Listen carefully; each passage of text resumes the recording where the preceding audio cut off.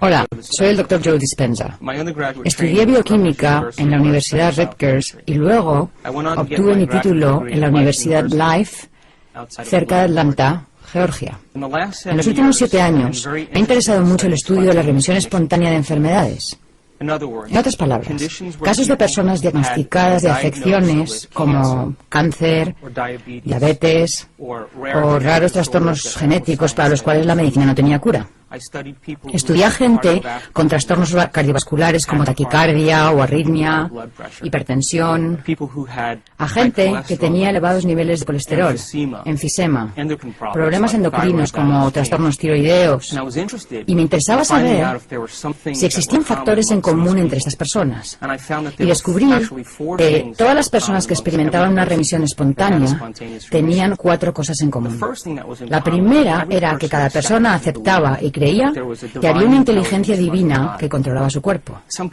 Puede que algunos le llamen inteligencia espiritual y otros digan que es una mente superior o una mente más profunda, pero todos aceptaban que había una inteligencia mucho más grande que ellos. Aunque a esta inteligencia mística la llamamos inteligencia espiritual, en realidad no tiene nada de mística. Es la misma inteligencia que hace que tu corazón lata en este momento. Tu corazón bombea 7,5 litros de sangre por minuto, más de 378 litros de sangre por hora. Late 100.000 veces al día, 40 millones de veces al año y más de 3.000 millones de veces en una vida. Bombea constantemente sin que tengamos que pensar en ello conscientemente. Si consideramos eso, hay un orden, hay una inteligencia que nos da vida, que mantiene el latido de nuestro corazón. Es la misma inteligencia que digiere nuestra comida, que la descompone en gases y nutrientes y la organiza para reparar el cuerpo. Todo ello sucede sin que lo pensemos conscientemente. Y estas personas empezaron a entender que había una inteligencia a cargo de su cuerpo que era superior a ellos, que realmente sabía más que ellos. Y que si conseguían conectarse con esta inteligencia, quizás se encargaría de curarlos. Cada segundo perdemos 10 millones de células. Y en el segundo siguiente producimos otros 10 millones de células. Nosotros no pensamos en hacerlo. Tú y yo somos seres con libre albedrío. Pero hay un orden, una inteligencia que lo hace por nosotros. Cada célula del cuerpo, de los 100 billones de células del cuerpo físico, cada célula experimenta 100.000 reacciones químicas por segundo. Si eso lo multiplicamos por los 10 billones de células, podemos ver que hay cierta inteligencia que nos da constantemente vida. Ahora, lo interesante de esta inteligencia es que tiene una voluntad independiente de nuestra voluntad. Nos da vida constante y sistemáticamente. Su voluntad trasciende nuestra voluntad. Su mente trasciende nuestra mente. Y mantiene un orden en el cuerpo físico. Un ejemplo serían las enzimas activas en el ADN de las células. Hay 3.200 millones de ácidos nucleicos en los genes de una célula. Esta inteligencia envía proteínas a lo largo de los ácidos nucleicos y corrige las mutaciones para que no nos descompongamos. Si pensamos en esto, esta inteligencia nos da vida constantemente. Y estas personas dijeron, cabalgo en la espalda de un gigante. Y si puedo aprender a conectarme con esta inteligencia, ella me sanará. Eso es lo primero que aceptaron todos. Lo segundo fue que todos creían que sus pensamientos, su modo de pensar, su mentalidad a la larga contribuía, de hecho, a su enfermedad. Y dijeron, si mis pensamientos contribuyen a mi enfermedad, tal vez deba cambiar el modo de pensar que tuve estos últimos años. Cada vez que pensamos, fabricamos una sustancia química. Si nuestros pensamientos son buenos o elevados o felices, fabricamos sustancias químicas que nos hacen sentir bien o felices. Y si nuestros pensamientos son negativos o malos o de inseguridad, fabricamos sustancias químicas que nos hacen sentir exactamente como pensamos.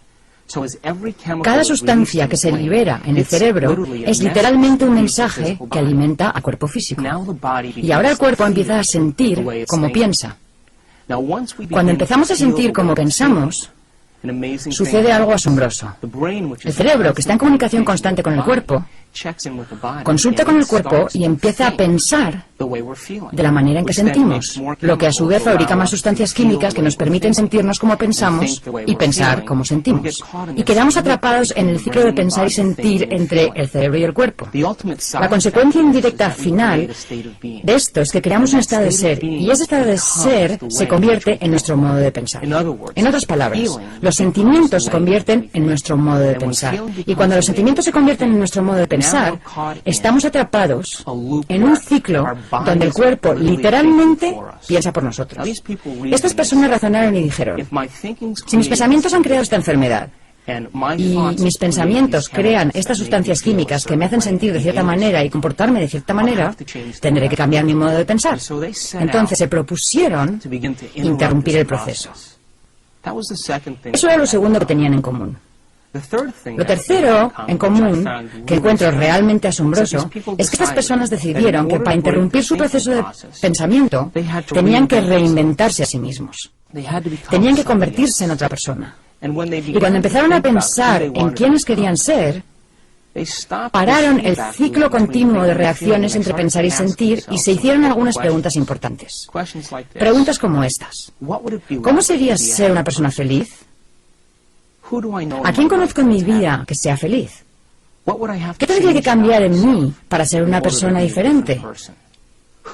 ¿A quién de la antigüedad admiro que haya sido magnífico, que yo haya estudiado, cuyas habilidades y virtudes pudiera aplicar para empezar a formular un nuevo ideal de mí mismo o de mí misma? Estas personas se pusieron a contemplar los supuestos, las posibilidades, los potenciales de quienes querían llegar a ser. Y a medida que lo hacían, su cerebro empezó a cambiar. Empezaron a pensar de otro modo.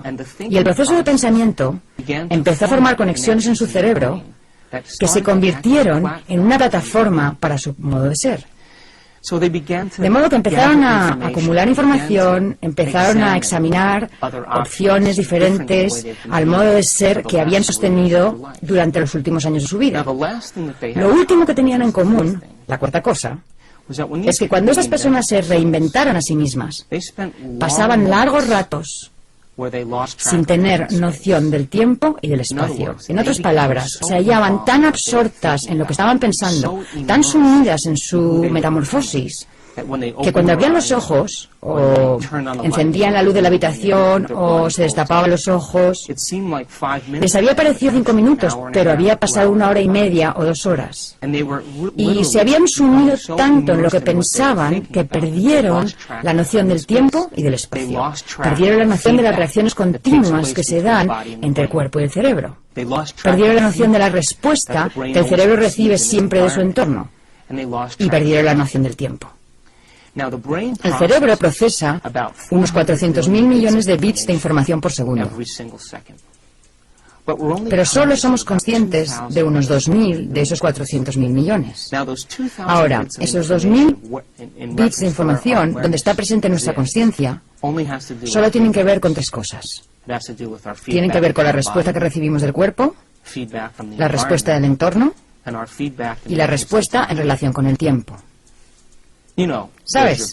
Te duele la espalda, tienes hambre, te duele la cabeza, tienes sed, estás cansado, hace demasiado frío, hace demasiado calor, te agrada el olor del ambiente, ¿cuánto tiempo pasará hasta que suceda la próxima experiencia?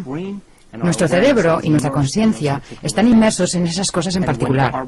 Y cuando nuestro cerebro está inmerso en eso, aunque procese 400.000 millones de bits de información, nuestra conciencia está puesta en solo 2.000 de esos 400.000 millones. Y tienen que ver con el cuerpo, el entorno y el tiempo. Estas personas que tuvieron remisiones espontáneas trasladaron su conciencia desde esas cosas en particular hasta esos otros bits de información. Y al hacerlo, como lo estamos empezando a aprender desde una perspectiva científica, en ese momento el cerebro empieza a diseñar circuitos nuevos y nuevas conexiones. Así que este fue el inicio de un estudio muy interesante para mí, porque quería saber, a partir de esos 4 factores, qué sucedía en el cerebro de esas personas que determinaba lo que sucedía en su cuerpo físico. ¿Sería posible que hubiera cambiado su mentalidad y que el cambio de mentalidad tuviera un efecto fisiológico en el cuerpo físico? Algunas de estas personas no eran vegetarianas, no usaban cristales, no ayunaban, no acudían a terapias alternativas, lo único que hicieron fue cambiar su mentalidad. Y al cambiar su mentalidad, se produjeron resultados tangibles en sus vidas. Entonces inicié el proceso de entender cómo el cerebro crea nuevos circuitos y nuevas conexiones. Ahora, quiero hablar un poco acerca de cómo ha progresado la ciencia en los últimos 200 años y lo relacionaré con nuestra comprensión del cerebro. En el siglo XVII vivió un hombre llamado Descartes. Era un científico francés. Un día estaba sentado junto a una fuente y trataba de entender la naturaleza de la realidad. Sentado junto a la fuente dijo: vaya, me cuesta integrar estas dos ideas. Hay un mundo objetivo, un mundo al que él llamó la esfera de la ciencia, donde las cosas se comportan como una máquina. Dijo: la Tierra y todas sus leyes y toda la realidad física se comportan de manera muy física. Y esas características físicas son muy predecibles y muy repetibles. Y dijo: voy a llamar a eso la esfera de la ciencia. Y cualquier cosa que tenga que ver con lo objetivo o lo muy grande, lo puede estudiar la ciencia. Y luego dijo: cualquier cosa que tenga que ver con la mente, o con nuestro mundo subjetivo, o la realidad subjetiva, se lo voy a dejar a la religión, porque la religión lo maneja mejor. Y lo que Descartes estaba diciendo realmente era que quería tener la libertad de poder estudiar la ciencia sin tener que lidiar con esos otros asuntos. Así que la Iglesia empezó a centrarse en todos los principios del mundo subjetivo y la mente. La Iglesia pasó a ser siempre la mente, nunca la materia. La ciencia, siempre la materia, nunca la mente.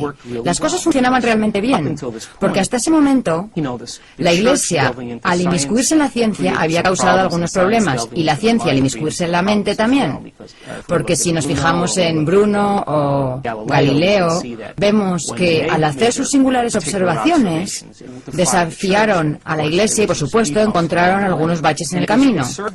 Esto le vino muy bien a Descartes, porque solo tuvo que lidiar con asuntos predecibles, pues era científico por naturaleza. No quería lidiar con la influencia de la Iglesia, porque si vemos la historia, si estudiamos a Galileo Galilei o a Giordano Bruno en años anteriores, cuando dijeron que la Tierra ya no era el centro del universo, fueron perseguidos por la Iglesia porque iba en contra de las doctrinas mismas que regía la Iglesia. Así que Descartes ahora tenía la libertad para estudiar la naturaleza de la realidad. Y las cosas funcionaban muy bien, y a través de la observación empezaron a desarrollarse las leyes científicas. En el siglo XVIII apareció Isaac Newton, y Newton básicamente dijo que hay ciertas leyes definitivas a las cuales podemos atribuir realmente un valor científico. Él sabía que la fuerza, la masa y la aceleración están relacionadas. Y Newton dijo: si conozco el punto de partida de algo, y conozco su velocidad o su aceleración, puedo determinar hasta dónde va a llegar. Y gracias a Newton podemos enviar un cohete a la Luna si sabemos la distancia de la Tierra a la Luna, la rotación de la Tierra y la velocidad de ese cohete. Gracias a las leyes y a la física newtonianas, podemos hacer algunas cosas muy específicas basándonos en las leyes de lo muy grande y de lo muy objetivo. Y las cosas iban muy bien, la ciencia siguió surgiendo. En el siglo XIX aparece Albert Einstein, que luego presenta su teoría de la relatividad y su teoría de la luz. Einstein dijo básicamente: nada puede viajar más rápido que la velocidad de la luz. Cualquier cosa, como un objeto o materia que viaje más rápido que la velocidad de la luz, finalmente se convertirá en energía. Debido a sus leyes y a su comprensión de la relatividad, hizo que surgieran comprensiones aún mayores acerca de la realidad objetiva. Cuando Einstein publicó sus artículos, lo más asombroso fue que su información no tenía realmente notas de pie, lo cual dejó atónitos a la mayoría de los científicos de su época. Fue un visionario y entendía cómo funcionaban las cosas porque usaba su mente. Y las teorías de Einstein llevaron a la ciencia a un mayor grado de aceleración. Y después de eso, Einstein empezó a trabajar con el principio del efecto fotoeléctrico. Lo que hizo fue aplicar corrientes eléctricas muy fuertes a placas de acero. Quería ver la energía que emitía en cuanto a electrones, protones y neutrones. Cuando estudió lo que hacían los electrones, vio que en vez de liberar energía de forma muy normal y continua, los electrones liberaban energía y el nivel descendía como si bajara por una escalera, en vez de moverse de manera muy suave y continua. Einstein se detuvo Porque en el mundo de lo grande, cuando la energía se libera, todo se mueve con mucha continuidad. Por ejemplo, si dejamos caer una manzana de un árbol, se mueve de manera muy continua y predecible. Y ellos esperaban que sucediera exactamente lo mismo en el efecto fotoeléctrico. Pero no fue así. De modo que Einstein empezó a ver que el comportamiento de lo muy diminuto es muy distinto a el de lo muy grande. Entonces hubo una serie de experimentos que se centraron en los electrones y en la posible ubicación de los mismos. Y cuando empezaron a observar los electrones, su naturaleza y su comportamiento, se dieron cuenta de que siempre que observaban o buscaban un electrón aparecía. Así que el electrón, de ser una onda de probabilidad, colapsaba súbitamente en una partícula muy definida. Y ahora toda esta idea del dualismo cartesiano, lo que dijo Descartes en el siglo XVII, se hizo borrosa de nuevo. Porque ahora la persona subjetiva y la mente subjetiva empezaban a tener un efecto directo en lo muy objetivo. Y ahora la separación entre la mente y la realidad y la mente y lo objetivo empezó a integrarse otra vez. Independientemente de quién observara, ya sea que tuviera un título académico o no, su observación tenía un efecto en el campo cuántico. Y la física cuántica nació como resultado de esto. Y eso quiere decir que todos nosotros, cada persona, al margen de su credo, de su cultura, de su sexo, de su edad o de su raza, cada persona, cuando se le pide que observe algo, tiene un efecto en lo muy diminuto. Todos participamos en la naturaleza de la realidad. Ahora bien, la ciencia puede decir que la física cuántica y el observador que observa la realidad y que tiene un efecto en la realidad solo funcionan para lo muy diminuto. En otras palabras, solo lo muy pequeño responde a nuestra observación. Y tal vez la realidad funcione de manera que si nuestra observación afecta al comportamiento de las partículas subatómicas, quizá podamos encaminar la naturaleza de la realidad basándonos en nuestra propia observación. La mayoría de los físicos cuánticos dirían, no, nuestra observación solo funciona para lo muy pequeño, no para lo muy grande. Mi respuesta es que quizá somos malos observadores, quizá la observación es un arte como cualquier otra cosa, y podemos desarrollar esta idea llamada observación. Hay una parte del cerebro que usamos para prestar atención. Hay una parte del cerebro que usamos para observar. Se llama el lóbulo frontal. El lóbulo frontal es el área suprema del ser humano. Es el último escalón del desarrollo humano. Lo que nos separa de las demás especies del planeta no es el hecho de que nos paremos en dos pies, o que tengamos pulgares oponibles, o que nuestros ojos miren de frente, ni que tengamos el cerebro más grande, ya que los elefantes tienen un cerebro más grande que el nuestro. Tampoco es que tengamos poco vello. Lo que nos separa de las demás de las especies es el tamaño del lóbulo frontal comparado con el resto del cerebro. En los seres humanos, el lóbulo frontal abarca casi un 40% del cerebro. En nuestros ancestros más cercanos, los grandes simios y chimpancés, el lóbulo frontal abarca entre un 17 y un 15%. En los perros un 7% y para los que os gustan los gatos, el suyo es un 3,5%. Entonces lo que nos separa y nos hace grandiosos es nuestro lóbulo frontal comparado con el resto del cerebro. El lóbulo frontal es el ejecutivo. Decide la acción. Determina el comportamiento. Esa parte del cerebro que usamos cuando planeamos o especulamos o cuando inventamos, cuando contemplamos posibilidades.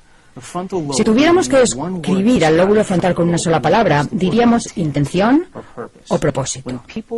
Cuando la intención de la gente coincide con su comportamiento, o cuando su comportamiento coincide con su intención, o cuando sus pensamientos se alinean con la acción, es cuando el lóbulo frontal está en su mejor momento.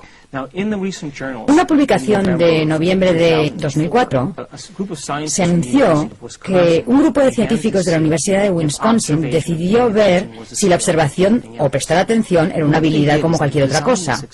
Y diseñaron un experimento en el que reunieron un grupo de monjes budistas, monjes que habían estado meditando y concentrándose en conceptos como la compasión, el amor y la divinidad durante largos periodos de tiempo. La mayoría de estos monjes había pasado entre 10.000 y 50.000 horas de meditación. Así que esta gente sabía prestar atención. Formaron otro grupo de control con personas que nunca se habían centrado en algo con su mente desde su interior. Y les dijeron a los monjes, ¿entrenarían a esta gente durante una semana para ver si aprenden a desarrollar el arte de la meditación?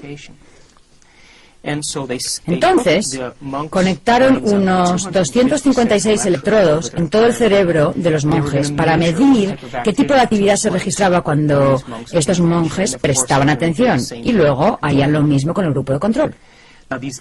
Cuando estos 8 monjes se conectaron a estos escáneres, cuando se concentraron en un concepto como la compasión, cuando se concentraron en una idea dentro de sí mismos, su lóbulo frontal se encendió como nada que hubiesen visto los científicos anteriormente. La actividad del lóbulo frontal era enorme. Al compararlo con el grupo de control, la gente que recién aprendía a concentrar su mente y a prestar atención, su capacidad de mantener fijo ese pensamiento había tenido muy poco efecto en el lóbulo frontal. Los científicos sabían que un área específica en el lado izquierdo del lóbulo frontal es donde experimentamos alegría y felicidad. Y en un monje en particular, el escáner mostraba que la actividad cerebral de su lóbulo frontal era tan grande que los científicos dijeron, debe ser el hombre más feliz del planeta, debido a esa gran actividad. Cuando los científicos empezaron a especular y a ver los efectos de ese experimento, se dieron cuenta de que a lo mejor la observación y la atención es una habilidad. Tal vez, al igual que el tenis o el golf, podemos desarrollar la habilidad de prestar atención. Y si desarrollamos esta habilidad, tendríamos cada vez más capacidad y como efecto y resultado nuestro cerebro realmente cambiaría. De modo que la observación es una habilidad como cualquier otra.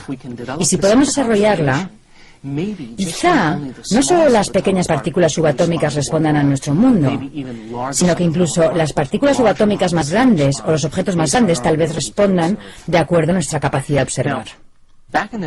En los años 30, en los Estados Unidos, se realizó un experimento con un grupo de chimpancés agresivos que presentaban rasgos personales antisociales. Los científicos dijeron, bueno, veamos si al hacer un experimento, una operación en el lóbulo frontal, cambia el comportamiento de estos chimpancés. Tomaron un instrumento parecido a un pico para el hielo, lo insertaron en el lóbulo frontal de los chimpancés y empezaron a revolver. Lo llamaron el experimento pico de hielo, y después del experimento, los monos se volvieron muy dóciles y muy controlables y dejaron de ser agresivos hacia los demás chimpancés. Durante esta época, en los Estados Unidos, a finales de los 30, las instituciones psiquiátricas estaban atestadas de gente con la misma enfermedad, trastornos de personalidad antisocial y rasgos agresivos. Debido a la depresión de los años 30, era muy costoso administrar medicinas a esta gente a fin de mantenerla bajo control. De modo que los científicos de cierta universidad dijeron, ¿por qué no probamos este experimento en algunos pacientes de estas instituciones psiquiátricas? Ahorraríamos mucho dinero en medicinas. Entonces escogieron a unos pacientes, los llevaron al quirófano mientras dormían y los anestesiaron con pentotal. Una vez anestesiados, insertaron un bisturí por debajo del párpado y perforaron la parte más blanda del cráneo detrás del globo ocular. Y cuando perforaron el cráneo en ese área, con un bisturí, la rasparon de lado a lado. Se llamó el experimento limpiaparabrisas y, por supuesto, como ya sabemos, eso es una lobotomía. Cuando retiraron el bisturí, suturaron las incisiones y los llevaron a sus habitaciones, y estos sujetos de pronto empezaron a comportarse de otro modo. Notaron cosas muy interesantes en estas personas, que eran el efecto de la lobotomía. Lo primero fue que todas ellas se volvieron perezosas y letárgicas. Lo siguiente fue que carecían de inspiración. Perdieron la iniciativa de hacer cosas. También notaron que tenían un enorme deseo de hacer lo mismo de siempre. En otras palabras, les gustaba escuchar la misma estación de radio, comer la misma comida, usar la misma ropa, y si les alteraban la rutina de alguna manera, se desmoronaban emocionalmente. Así que tenían un deseo tremendo de hacer siempre lo mismo. También se dieron cuenta de que no se podían concentrar en una tarea única. En otras palabras, empezaban algo y se distraían, empezaban otra cosa y se distraían y empezaban otra cosa. Nunca terminaban un ciclo de acción. También se dieron cuenta de que no podían entender el significado de las situaciones. No podían aprender nada nuevo. No podían modificar su conducta. Aprender es modificar nuestra conducta. Así que se atascaban tanto en la rutina de hacer algo una y otra vez insistentemente que nunca modificaban su conducta en ninguna circunstancia. Y lo último que percibieron es que no podían proyectarse al futuro, no podían hacer planes para el futuro, no podían proyectar ideas al futuro. Por ejemplo, si se ataban el cordón de los zapatos y el cordón se rompía, en vez de buscar uno nuevo, seguían tratando de atar el mismo cordón aunque estuviese roto. Entonces, si consideramos esto, un daño en el lóbulo frontal produce ciertos efectos en la gente. La gente se vuelve perezosa, letárgica y sin inspiración. Pierde la iniciativa, tiene un deseo de hacer siempre lo mismo, no hace nada nuevo. No puede proyectarse al futuro, no aprende nada nuevo y se distrae fácilmente. Bueno, esto empieza a parecerse a la mayoría de la gente de nuestra cultura. Y la razón es que no hemos dominado la capacidad de usar el lóbulo frontal apropiadamente. Quizá no hemos dominado el arte de la observación. Quizá la observación es un arte en sí mismo. Y la mayoría de las personas se distraen tanto con su mundo externo que no usan el lóbulo frontal debidamente. Si lo pensamos, todo lo que nos rodea le envía constantemente información al cerebro. Nuestros sentidos nos permiten interpretar la realidad. Nuestros sentidos nos permiten responder a la información del mundo exterior. Mientras creamos que el mundo exterior es más real que el mundo interior, siempre usaremos los mismos circuitos del cerebro para procesar esa información. Cuando aceptamos que el mundo interior afecta al mundo exterior, tenemos que empezar a usar el lóbulo frontal. Científicamente sabemos que es cierto, indudablemente cierto, que el cerebro está influenciado y moldeado por el entorno. Eso lo sabemos específicamente. Sin embargo, la ciencia también está empezando a descubrir que nuestro cerebro está influenciado y moldeado por nuestra capacidad de prestar atención, y que cuando podemos prestar atención y tenemos la capacidad de adquirir conocimiento y de fijar ese conocimiento en nuestro cerebro, empezamos a crear nuevos circuitos. Y cuando somos capaces de hacer nuevos circuitos, empezamos a percibir la realidad de otra manera, según las conexiones establecidas en nuestro cerebro. Veamos un ejemplo. Supongamos que yo tomara un cuadro de Monet, por ejemplo, y lo pusiera sobre una pantalla aquí arriba, y dijera, échale un vistazo a este cuadro de Monet y solo disfruta del cuadro. La mayoría de la gente miraría el cuadro unos minutos, reconocería ciertos objetos en el cuadro y daría por terminado el asunto. Ahora bien, si quitara el cuadro y te dijera, quiero contarte algo acerca de Monet, ¿sabías que pasó 44 años de su vida tratando de entender cómo se unificaba todo el mundo? Le interesaba especialmente el estudio de la luz. Le encantaba la luz de primera hora de la mañana y la luz del atardecer y del anochecer. Él pensaba que la mayor parte de la gente nunca se detenía a prestar atención al efecto que tiene la luz en las flores, en los colores y el entorno. Y se desvivía por pintar con pasteles y colores e iluminar las cosas según la luz de esa hora del día en particular. Y decía cosas como, el puente y la lisina no están separados en realidad, son la misma cosa y solo puedo pintarlos de ese modo. Y al envejecer, contrajo cataratas, y sus cataratas eran muy gruesas. Así que cuando percibía la luz, esa luz que él percibía se difuminaba en sus ojos, y él efectivamente empezó a pintar exactamente lo que veía.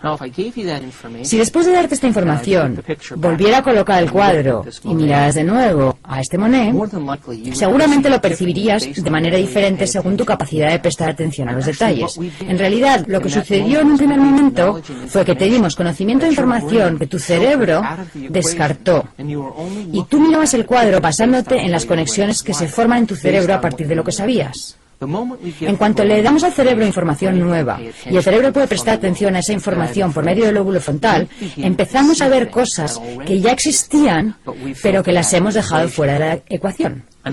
Otro ejemplo, un conocedor de vinos.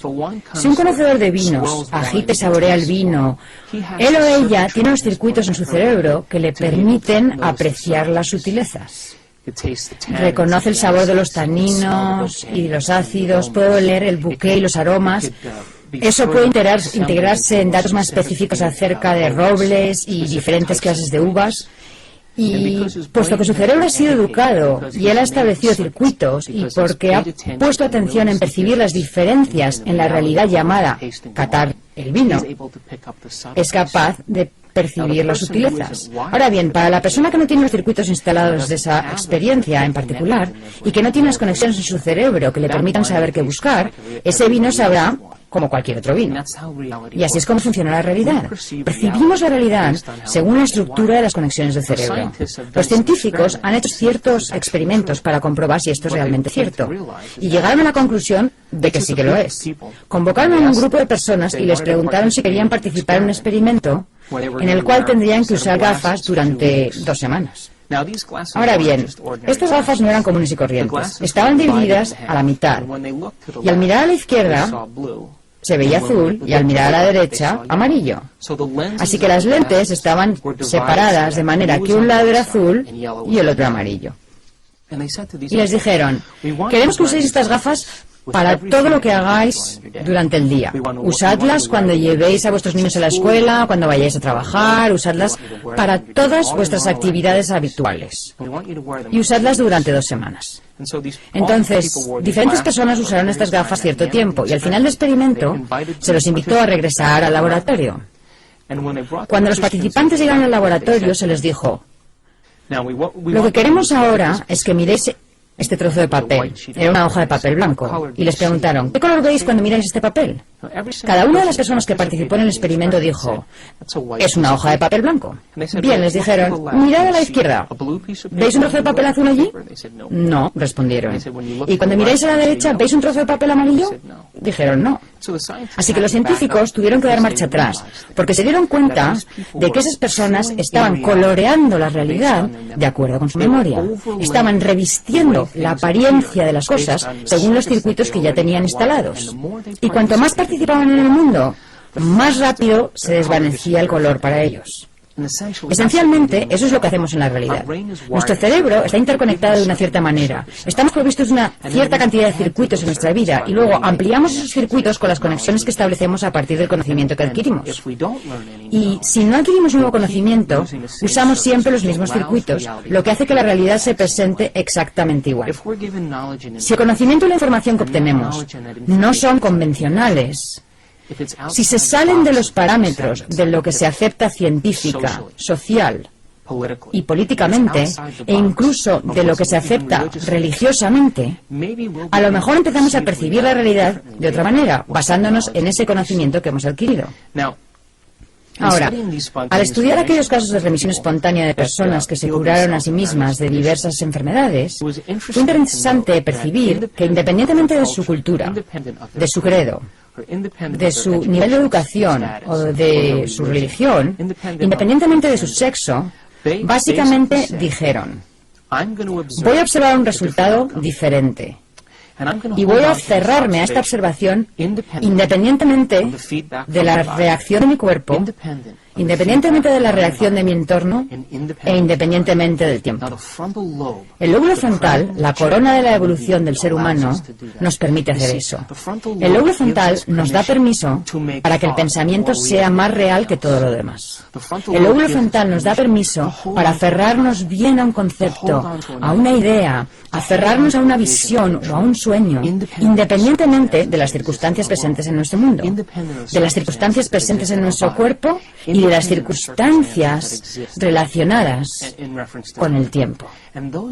Y esas son las cosas y los rasgos que secretamente admiramos en los grandes personajes de la antigüedad, ya sea Martin Luther King o William Wallace.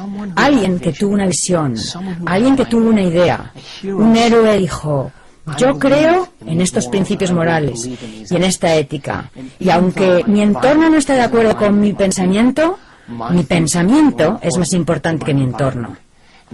Y el lóbulo frontal del ser humano nos concede ese privilegio. Nos da el privilegio de que el pensamiento sea más real que todo lo demás. Ahora, en la mayoría de las especies de la naturaleza, lo que las hace cambiar es que están expuestas a ciertos estímulos desfavorables del medio ambiente, están expuestas a cierta característica del medio ambiente y tienen que adaptarse o acomodarse o aclimatarse a cierto tipo de estímulo ambiental, ya sea frío o calor o cualquier otra peculiaridad. Y lo que ocurre es que esa especie se establece en un entorno específico.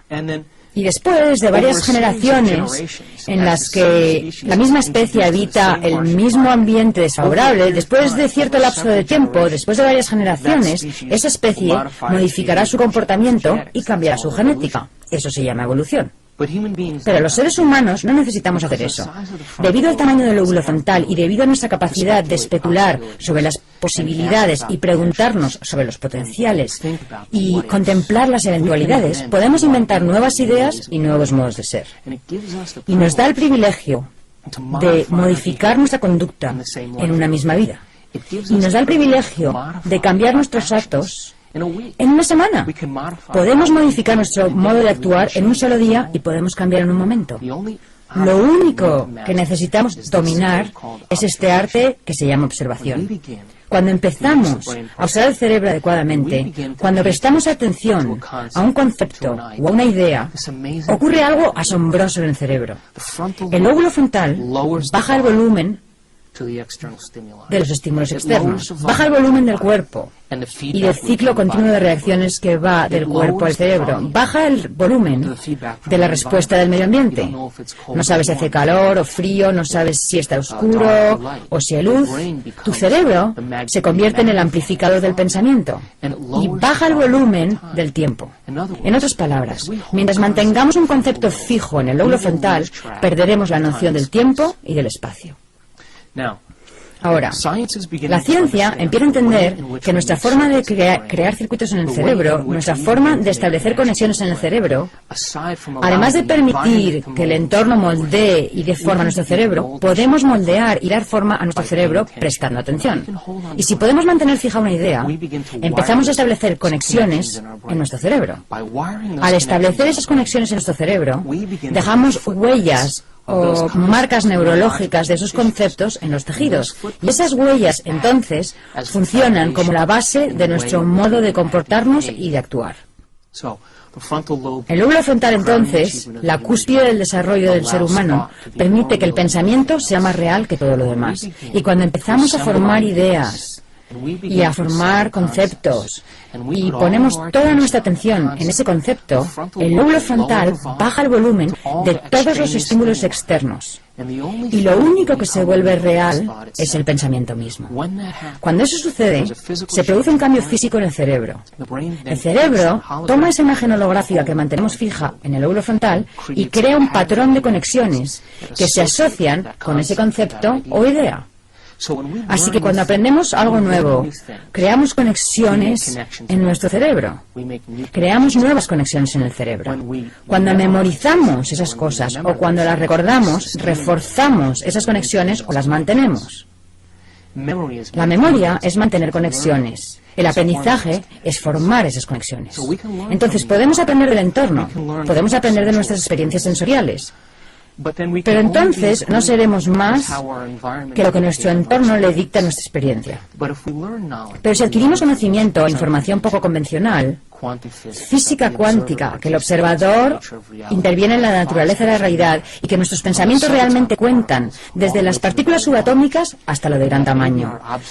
Tal vez nuestra observación, nuestra capacidad de prestar atención, empezará a formar nuevas conexiones en nuestro cerebro que nos permitirán percibir las cosas exactamente como son.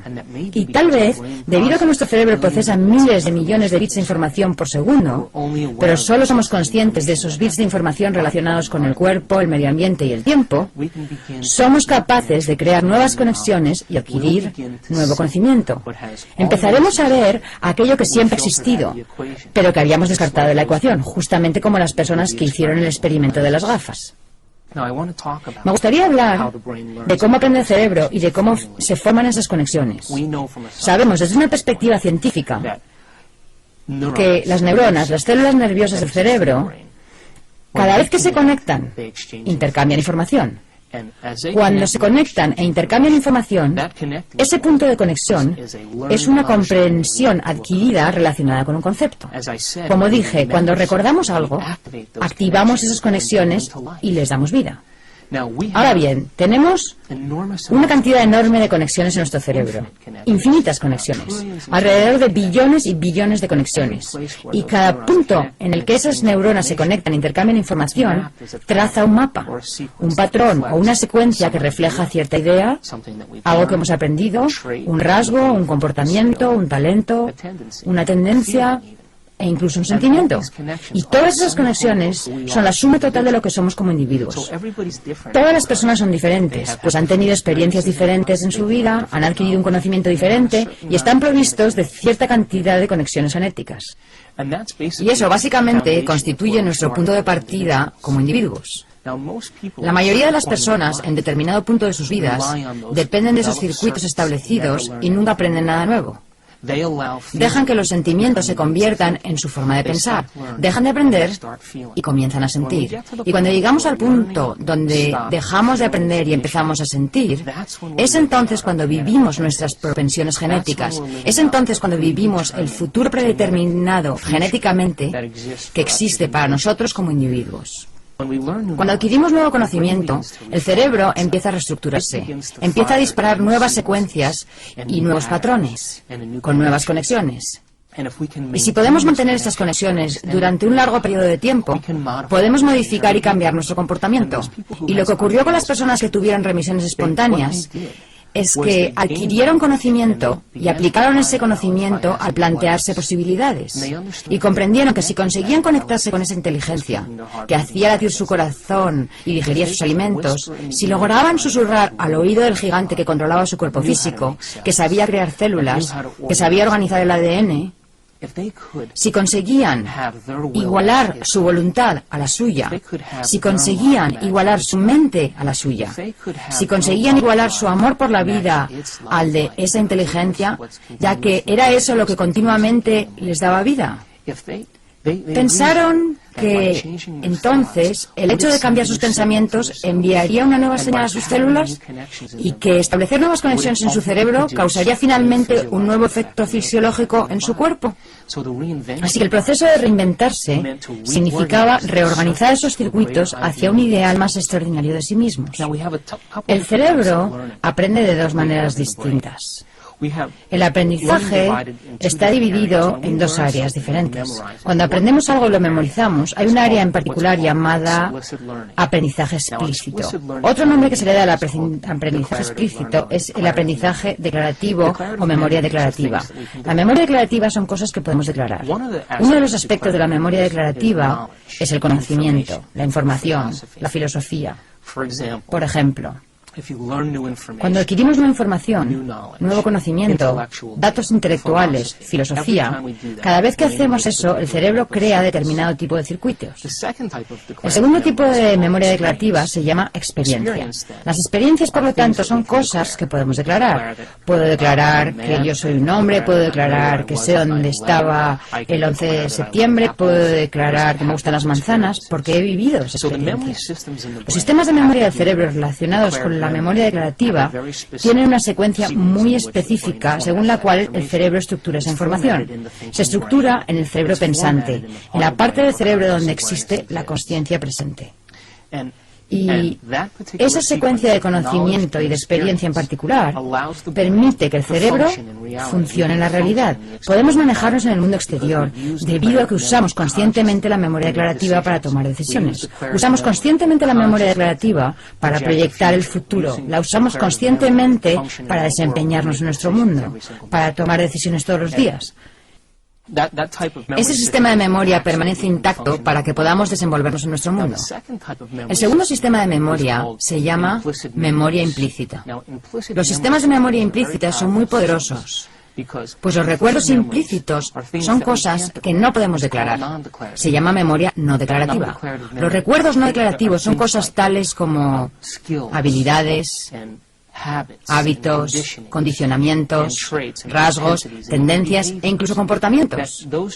Esos rasgos y comportamientos los hemos practicado y ejercido tantas veces que ya no necesitamos pensar en ellos. Se llaman recuerdos de procedimiento y tenemos cientos de esos recuerdos estructurados en el cerebro. Esos recuerdos de procedimiento son cosas como maniobrar la palanca de cambios de nuestro coche. Cuando usamos la palanca de cambios lo hemos hecho tantas veces que ya no tenemos que pensar en ello. Está fijado neurológicamente como un circuito completo. Lavarnos los dientes, maquillarnos, escribir a máquina, caminar, todos esos son recuerdos de procedimiento o no declarativos. Y el cerebro procesa esa información de un modo diferente, porque va más allá de nuestros pensamientos conscientes, va más allá de nuestra memoria consciente. Está fija en nosotros de manera que ni siquiera tengamos que declararla. Por ejemplo, cuando no puedes recordar un número de teléfono conscientemente en tu sistema explícito, puedes agarrar el teléfono, mirar los números y tus dedos se moverán y recordarás el número. Eso es un recuerdo implícito, porque tu cuerpo lo ha hecho tantas veces que lo recuerda tan bien como tu cerebro. Ahora bien, los recuerdos implícitos son el momento en que fijamos neurológicamente en nuestro comportamiento. La memoria implícita se da cuando realmente somos eso. La memoria implícita se da cuando hemos cambiado por completo. Entonces, si creamos conexiones en el cerebro cuando adquirimos conocimiento, adquirir conocimiento es establecer nuevos circuitos. Eso es filosofía. El cerebro cambia a consecuencia de eso. Pero no hay mayores cambios en cuanto al envío de señales al cuerpo, de nueva información al cuerpo. Es una información intelectual. Cuando vivimos una nueva experiencia, cuando personalizamos ese conocimiento, cuando personalizamos o aplicamos ese conocimiento, podemos generar una experiencia nueva. Y esa nueva experiencia, entonces, nos permite estructurar y cambiar nuestro comportamiento. Por lo tanto, el conocimiento aplicado crea una nueva experiencia. Esa experiencia crea un cierto número de circuitos en el cerebro que amplía el conocimiento que hemos adquirido. Y entonces podemos declarar que hemos vivido una nueva experiencia. Así que el conocimiento es pensar. Es nuestro cerebro pensante. Cuando adquirimos nuevo conocimiento, aprendemos a pensar a partir de ese conocimiento. La experiencia requiere que el conocimiento se aplique, y eso se llama acción. Ese es el lado activo del aprendizaje del cerebro. Podemos tener una experiencia basada en el conocimiento que hemos adquirido. Podemos aplicar ese conocimiento y tener una experiencia nueva. Pero eso no basta. Porque cuando tenemos una nueva experiencia, la idea es que seamos capaces de repetir esa experiencia. Y cuando repetimos esa experiencia una y otra vez, empezamos a conectarnos a ese sistema de memoria implícita. Y esa nueva forma de recordar algo se llama ser ese algo. De hecho, ahora lo estamos siendo. De modo que aprender, adquirir nuevo conocimiento es la parte pensante del cerebro. Aplicar ese conocimiento y lo que hemos aprendido, aplicar nuestro pensamiento para tener una nueva experiencia, modificar nuestro comportamiento para tener una nueva experiencia, eso se llama hacer o acción. Y cuando somos capaces de repetir esa experiencia continuamente, una y otra vez, y volver a repetirla una y otra vez, empezamos a conectar el cerebro a ese sistema implícito llamado ser eso. Cuando somos algo, ya no necesitamos pensar más en eso. Se ha fijado de forma permanente, es un proceso natural, es una segunda naturaleza y es fácil. Y esas personas que tuvieron remisiones espontáneas, cuando empezaron a adquirir nuevo conocimiento y aplicar ese conocimiento para crear nuevas experiencias, no se quedaron ahí. Continuaron hasta que ese sistema quedó instalado en su cuerpo, hasta que realmente fueron capaces de ser eso. Una vez que somos algo, eso se ha fijado permanentemente, de modo que ya no tenemos que pensar en eso. Y la idea es que nuestro cerebro dispone de sistemas automáticos, de programas automáticos que definen nuestra forma de pensar y de sentir toda nuestra vida. Pensar como una víctima, pensar como una persona insegura. Y si tenemos pensamientos de inseguridad, Se fabrican sustancias químicas que nos hacen sentir inseguros. Y una vez que nos sentimos inseguros, el cerebro empieza a pensar tal como estás sintiendo. Esas personas que tuvieron remisiones espontáneas de enfermedades, esas personas que se curaron a sí mismas de distintas afecciones, produjeron grandes cambios físicos en su cerebro. Esos cambios no consistieron simplemente en adoptar intelectualmente esa información. No se trató de vivir una experiencia una sola vez. Realmente querían convertirse en alguien diferente. Cuando se reinventaron a sí mismos, cuando dijeron, creo que existe una inteligencia dentro de mí que da vida a cada individuo, ya sea feliz o infeliz, rico o pobre, santo o pecador. Hay una inteligencia que da vida a cada ser humano. Si yo pudiera tener acceso a esa inteligencia y convertirme en alguien diferente, ella le daría vida a esa nueva persona que emerja, sea quien sea. Y si mis pensamientos cuentan, voy a tener que construir unas conexiones neurológicas permanentes en mi cerebro para convertirme en ese nuevo patrón de ser. Y tengo que abandonar y renunciar a esa vieja forma de pensar y sentir. Estaba muy ligada a mi entorno, muy ligada a mi manera de pensar en mi mundo, basada en mi viejo yo. Y tal vez aquellos viejos sentimientos y esas viejas conexiones estaban ligados a viejas experiencias. Y tal vez, al reinventarme a mí mismo o a mí misma, habrá un periodo de tiempo en el que no tendré sentimientos. Quizá esas viejas emociones y esos viejos sentimientos estaban ligados a alguna vieja experiencia que fue la verdadera causa de la enfermedad en primer lugar. Y al desprenderse de esos viejos pensamientos y sentimientos, solo con dejarlos y reemplazarlos con una nueva idea del yo, una nueva señal recorrió el cuerpo y la persona realmente se liberó. Y lo único que tuvo que hacer fue separarse de la gente, de las cosas y de las distracciones del entorno, del tiempo, de los episodios, sucesos, y dejar que el pensamiento fuera más real que todo lo demás. En el proceso de ensayar, en el proceso de pensar en quién querían convertirse, en el proceso de pensar en eso una y otra vez, hicieron que esos circuitos se volvieran más permanentes. Comenzaron a crear un nuevo individuo, a emerger como un nuevo ser. Y como resultado de eso, de ese proceso, donde desarrollaron la capacidad de prestar atención, desarrollaron la capacidad de llevar su mente lejos de su cuerpo, de llevar su mente lejos del entorno. Incluso llevaron su mente lejos de la referencia del tiempo. Y cuando hicieron eso, es posible que abrieran la puerta del campo cuántico. Tal vez estaban entrando en un nuevo nivel mental, y cuando eso sucede, cuando podemos hacer que el pensamiento sea más real que todo lo demás, el cerebro empieza a estructurar esos patrones y conexiones que son iguales a lo que somos y en quienes nos estamos convirtiendo. Así que las remisiones espontáneas que tuvieron estas personas tal vez no hayan sido un milagro en absoluto. Tal vez ellos solo se convirtieron en alguien diferente y tal vez creyeron que esta inteligencia los respaldaría y le daría vida a quien sea que ellos fueran. Y tal vez esta inteligencia era más lista y más brillante que ellos y tenía más voluntad que ellos e intervino y les reorganizó el cuerpo. Y lo único que tuvieron que hacer fue convertirse en alguien diferente. Y cuando así lo hicieron, esa inteligencia les dio vida, y su vida cambió, y su salud cambió, y su futuro cambió. Tal vez esas personas que tuvieron remisiones espontáneas renunciaron a los sentimientos y a las emociones que estaban ligadas al pasado. Y en el proceso de convertirse en alguien nuevo, en ese proceso de reinventarse, donde crearon nuevos circuitos con los que operar, abandonaron su pasado y su asociación al pasado y a todos los sentimientos y las emociones que lo acompañaban. Y tal vez las sustancias químicas que alimentaban al cuerpo basadas en esos pensamientos dejaron de fabricarse. Y debido a que ya no se fabricaban, la señal enviada al cuerpo era una nueva señal. Y esa nueva señal enviada al cuerpo no tenía ninguna relación con su asociación a esas actitudes del pasado, a esos pensamientos y a esos sentimientos del pasado, sino que ahora la persona tenía una idea de su futuro, una idea de algo a lo que aspirar. Y entonces, en cuanto empezaron a producir esos cambios, ya no enviaban la misma señal al cuerpo, sino que enviaban una señal nueva basada en lo que eran ahora. De modo que, si consideramos esto, entonces toda la idea de la separación entre mente y materia, la separación entre Lo objetivo y lo subjetivo puede que empiece a integrarse realmente cuando apliquemos todos estos principios. Tal vez la mecánica cuántica nos permita decir que nuestra observación cuenta.